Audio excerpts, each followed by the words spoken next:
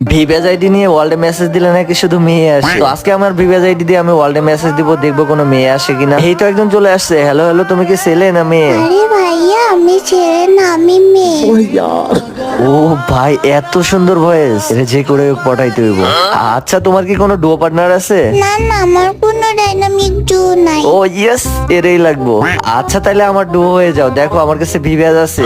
আরে শফিক ভাইয়া, তোমার বিয়ে হয়েছে তো আমি কি করব?